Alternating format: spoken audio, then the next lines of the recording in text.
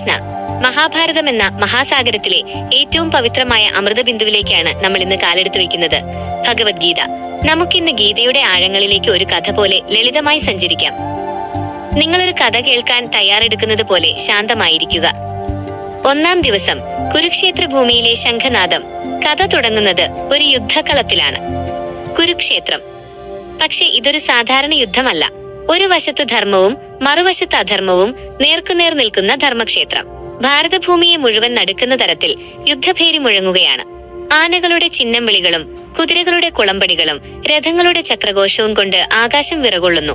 ഒരു വശത്ത് 11 അക്ഷൗഹിണിപ്പടയുമായി കൗരവർ, മറുവശത്ത് 7 അക്ഷൗഹിണിപ്പടയുമായി പാണ്ഡവർ. അന്ധനായ രാജാവും സഞ്ജയനും. നമ്മൾ ഈ രംഗം കാണുന്നത് കൊട്ടാരത്തിലിരിക്കുന്ന ധൃതരാഷ്ട്രരുടെ കണ്ണുകളിലൂടെയാണ്.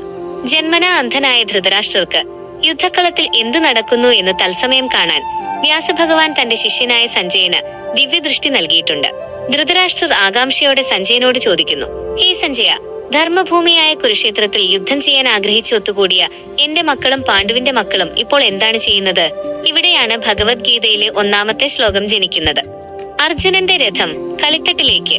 യുദ്ധം തുടങ്ങുന്നതിന് തൊട്ടുമുമ്പ് പാണ്ഡവപക്ഷത്തെ ഏറ്റവും മികച്ച വില്ലാളിയായ അർജുനൻ തന്റെ സാരഥിയോടൊരു അഭ്യർത്ഥന നടത്തുന്നു. അർജുനന്റെ സാരഥി മറ്റാരുമല്ല, പ്രപഞ്ചനാഥനായ ശ്രീകൃഷ്ണ ഭഗവാനാണ്.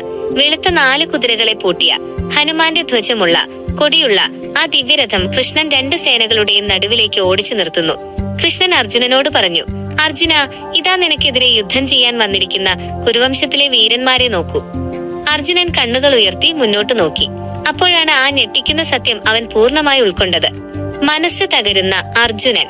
എതിർവശത്ത് നിൽക്കുന്നത് ശത്രുക്കളല്ല, തോളിലിരുത്തി വളർത്തിയ പൂജനീയനായ ഭീഷ്മ പിതാമഹൻ. അമ്പെയ്ത്ത് പഠിപ്പിച്ചു തന്ന പരമാരാധ്യനായ ദ്രോണാചാര്യർ.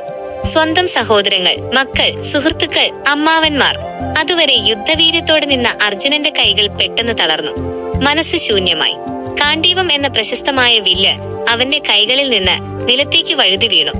അർജുനൻ കൃഷ്ണനോട് പറഞ്ഞു, കൃഷ്ണ, എന്റെ ശരീരമാകെ വിറയ്ക്കുന്നു, തൊണ്ട വറ്റി വരളുന്നു. സ്വന്തം ബന്ധുക്കളെ കൊന്നൊടുക്കിയിട്ട് എനിക്ക് എന്ത് വിജയമാണ് വേണ്ടത്? എന്ത് രാജഭോഗമാണ് വേണ്ടത്? ഇതിലും ഭേദം അവർ എന്നെ ഇവിടേട്ട് കൊല്ലുന്നതാണ്. ദുഃഖത്താൽ അന്ധനായ അർജുനൻ രഥത്തിന്റെ പിൻസീറ്റിലേക്ക് തളർന്നിരുന്നു. അർജുനൻ എന്ന മഹാവീരൻ തന്റെ കർത്തവ്യത്തിന് മുന്നിൽ പൂർണ്ണമായി തകർന്നുപോയ നിമിഷം. ഇന്നത്തെ ചിന്ത, ലൈഫ് ലെസൺ. നമ്മുടെ ജീവിതത്തിലും പലപ്പോഴും ഇതുപോലെയുള്ള കുരുക്ഷേത്രങ്ങൾ ഉണ്ടാകാറുണ്ട്. ശരിയും തെറ്റും തിരിച്ചറിയാൻ പറ്റാതെ സ്വന്തം ഉത്തരവാദിത്തങ്ങളിൽ നിന്ന് ഒളിച്ചോടാൻ തോന്നുമ്പോൾ നമ്മളും അർജുനനെ പോലെ തളർന്നിരിക്കാറുണ്ട്. അർജുനന്റെ ഈ അവസ്ഥയെയാണ് ഗീതയുടെ 1-ാം അധ്യായമായ അർജുന വിഷാദ യോഗം എന്ന് വിളിക്കുന്നത്. വിഷാദത്തെ പോലും ഒരു യോഗം, ഭഗവാനിലേക്കുള്ള വഴിയാക്കി മാറ്റാം എന്ന് ഗീത നമ്മെ പഠിപ്പിക്കുന്നു. നാളെ 2-ാം ദിവസം തളർന്നിരിക്കുന്ന അർജുനനെ നോക്കി ഭഗവാൻ കൃഷ്ണൻ പുഞ്ചിരിച്ചുകൊണ്ട് എന്ത് മറുപടിയാണ് നൽകിയതെന്ന് നമുക്ക് കേൾക്കാം. സാക്ഷാൽ സാഖ്യയോഗം. ഇന്നത്തെ കഥയെക്കുറിച്ച് എന്തു തോന്നുന്നു? നമുക്ക് നാളെ അടുത്ത ഭാഗത്തിലേക്ക് കടക്കണോ?